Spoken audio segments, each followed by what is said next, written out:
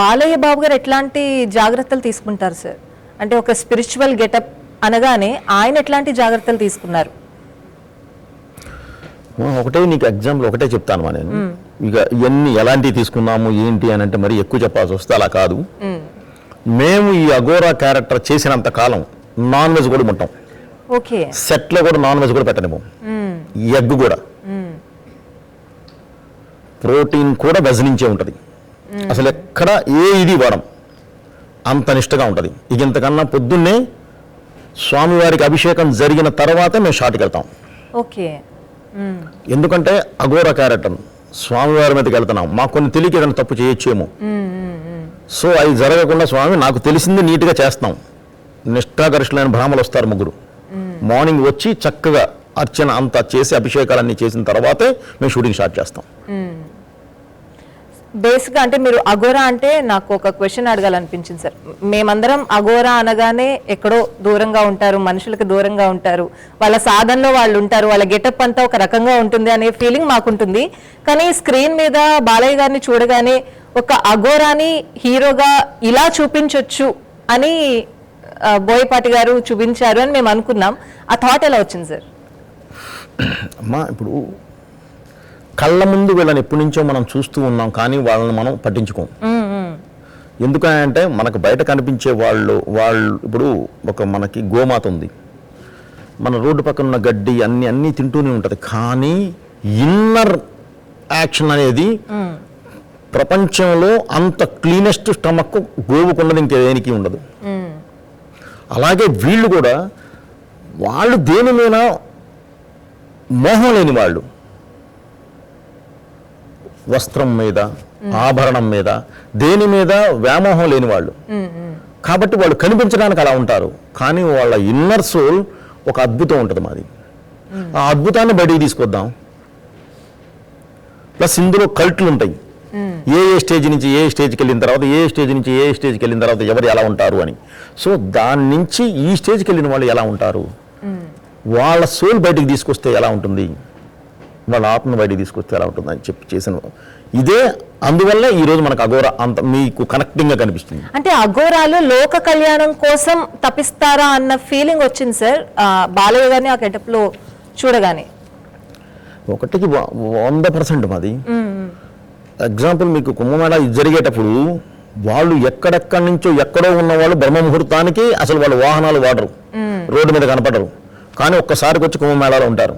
ఎట్టి నుంచి వస్తున్నారు వాళ్ళు, ఎక్కడి నుంచి వస్తున్నారు, ఎవరికి ఆన్సర్ లేదు. ఇవన్నీ చెప్పుకుంటే చాలా చాలా పెద్ద ఇది హాఫ్ అన్ అవర్లో అయ్యే ఇంటర్వ్యూలు కాదు ఇవి. సో దీని మీద చాలా పెద్ద సబ్జెక్ట్, చాలా పెద్ద సబ్జెక్ట్ మాట్లాడాలి. మెయిన్ ఏంటంటే ఎక్కడి నుంచో వచ్చి వాళ్ళు ఇప్పటి వరకు సముపార్జించిన శక్తి మొత్తాన్ని ఆ గంగమ్మ తల్లి నదిలో వదిలి వాళ్ళు వెళ్ళిపోతారు. కాబట్టి అక్కడికి వచ్చే ప్రతి ఒక్కరికి చేసే పుణ్యస్నానం అవుతుంది. ఎగ్జాక్ట్లీ. అండ్ సార్ అఖండ సినిమాలో నాకు ఒక డైలాగ్ చెప్పాలనిపించింది. నేను కుంభమేళాకి వచ్చి గంగమ్మ ఒడిలో స్నానం చేయడానికి నాకు ఇన్నేళ్ళు పట్టింది, చిన్న పాపని తీసుకొచ్చి 3 సంవత్సరాలకే ఇక్కడికి వచ్చావు అనగానే అరే మేం వెళ్ళలేకపోయామే అన్న ఫీలింగ్ చాలా మందికి వచ్చి ఉండొచ్చు సార్. అంటే ఆ డైలాగ్ అందరికీ కనెక్ట్ అయ్యి ఉండొచ్చు, మేము కనెక్ట్ అయ్యాం పర్సనల్ గా. సో చాలా మంది కనెక్ట్ అయ్యి ఉండొచ్చు, అరే మేం వెళ్ళలేకపోయామే అనే ఫీలింగ్ వచ్చింది. మీరు కుంభమేళాకి వెళ్ళినప్పుడు ఏంటి సార్ మీ ఎక్స్పీరియన్స్? ఆ డైలాగు అది ఏంటంటే కథలో కనెక్ట్ అయి ఉంది. సో అలా నీకు 40 సంవత్సరాల తర్వాత, కొన్ని సంవత్సరాల తర్వాత వచ్చే ఒక మహాకుంభమేళాది. ఆయన రావడానికి కుదరలా, ఒక చిన్న పాపను తీసుకొచ్చారు. ఆ పాప 3 years కిడ్ని తీసుకొచ్చినప్పుడు అనుకోకుండా ఒక ఇన్సిడెంట్ జరిగింది. ఇది కథ. ఇప్పుడు ఎక్స్పీరియన్స్కి వద్దాం. సో కథ కాబట్టి అది మాట్లాడాలి. అక్కడ జరిగిన ఒక దీనికి ఇది చేస్తేమా 2 కోట్ల మంది అక్కడ నిలబడిన ప్లేస్లో 10 లక్షల మంది మన చుట్టూ ఉంటారు. అంటే కరెక్ట్గా ఆ ఎడ్జి ఒక్కళ్ళు ఏదైనా కాలు జారారంటే ఎంత స్టాపింగ్ జరుగుతుందో కూడా ఎవరికి కళ్ళ కూడా ఊహించలేదు మీరు. అలా ఉంటుందమ్మా.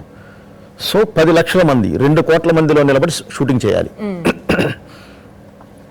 దీన్ని మీరు ఎక్స్పీరియన్స్ ఇవన్నీ అనొద్దమ్మా.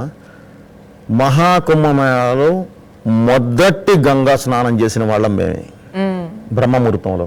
ఆయన తీసుకెళ్లారు సార్ మిమ్మల్ని. సో ఆ లోపలికి ఇక్కడ వరకు వెళితే ఒక హాఫ్ అన్ అవర్ తర్వాత కింద ఏముందో తెలియదు మాకు, అంత చలి. ఓకే. అసలు కింద బాడీ కింద ఏముందో కూడా తెలియదు ఆ షూట్లో. కానీ నిలబడి చేసాం. 4 యూనిట్లు కమ్యూనికేట్ చేయాలి, చేసుకుంటూ వెళ్ళాం. ఇది అంతా జరిపించింది మాతో పాటు 2 అధికారులు కూడా ఉన్నారు. 2 అధికారులను కూడా ఇచ్చారు, గవర్నమెంట్ ఇచ్చింది. వీళ్ళెవరో నాతో పాటు ఉన్నవాళ్ళు వీళ్ళు కాదమ్మా, శివుడే దగ్గరుండి చేయించాడు, లేదంటే మన వల్ల అసలు అవ్వదు. అది ఇంపాసిబుల్ ఎవరికైనా సరే. 13 అవర్స్ నువ్వు 2 కాళ్ళ మీద కెమెరా పెట్టుకుని నిలబడాలి. 13 అవర్స్ ఆ కెమెరా, ఓకేమా, 9 kgs పైన ఉండే కెమెరాను పట్టుకొని 13 అవర్స్ అలాగే నిలబడి ఉండాలి. అంటే నైట్ 12:30 తర్వాత మేము అక్కడికి వెళ్ళిపోతే మార్నింగ్ 10:30కి వాటర్ నుంచి బయటకు వచ్చాం. ఓకే. మరి అసలు రావడానికి కూడా కుదరదు, ఇక అక్కడ దానిలో వెళ్ళిపోయావు, అయిపోయింది. అక్కడి నుంచి నువ్వు రూమ్కి రావాలంటే 11 కిలోమీటర్లు నడవాలి మళ్ళీ. Oh my God. మొత్తం అంతా క్రౌడ్తో ఉంటుంది కాబట్టి ఏ వెహికల్స్ ఎంట్రీ ఉండదు. మళ్ళీ అవన్నీ తీసుకొని అందరినీ జాగ్రత్తగా తీసుకొని ఒక 4 యూనిట్లని కలెక్ట్ చేసుకొని ఎవరన్నా మిస్ అయ్యారా చూసుకొని తీసుకొని రావాలి. ఇదంతా మేము అనుకుంటే జరిగేది మాత్రం కాదు. అక్కడ వెళ్ళిన తర్వాత అర్థమైంది ఏంటంటే మేము అనుకుంటే జరిగింది కాదు, ఇది కన్ఫర్మ్ వెనకాల ఒక శక్తి ఉండే నడిపించింది.